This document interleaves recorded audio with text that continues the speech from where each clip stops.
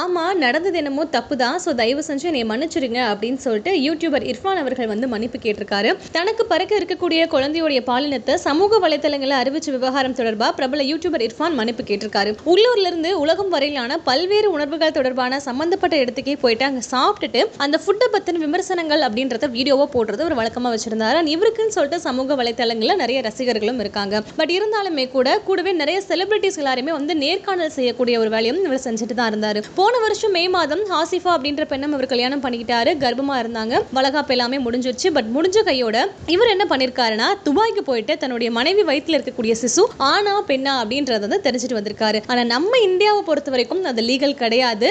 எந்த ஒரு ஹாஸ்பிட்டல் சைட்ல இருந்து நர்ஸோ அல்லது டாக்டரோ வந்து இது ஆண் பெண் அப்படின்ற மாதிரி அவங்க அனௌன்ஸ் பண்ணிட்டாங்கன்னா அவங்களுக்கு கடுமையான தண்டனை அப்படின்றது கொடுத்தே ஆகணும்னு சொல்லிட்டு ஆஸ் பர் ரூல்ஸ் இந்தியாவில் இருக்கு. பட் இருந்தாலுமே நிறைய செலிபிரிட்டிஸா இருக்கட்டும், யூடியூபர்ஸா இருக்கட்டும், இந்தியாவை தாண்டி வேற சில கண்ட்ரீஸ்ல எல்லாம் போயிட்டு அது லீகலா இருக்கு இல்லையா, அங்க போய் நிறைய ஒரு ஃபேமஸான ஹாஸ்பிட்டல்ஸ்ல கருவில் இருக்கக்கூடிய குழந்தை ஆனா பெண்ணா அப்படின்றதெல்லாம் தெரிஞ்சுட்டும் வந்துடுறாங்க. பட் இவர் என்ன பண்ணிட்டாருன்னா தெரிஞ்சுட்டு வந்தது மட்டும் இல்லாம வியூஸ்க்காகவும் லைக்ஸ்க்காகவும் ஆசைப்பட்டு அந்த ஒரு வீடியோவை சமூக வலைத்தளங்களை இவர் பரப்பிட்டாரு.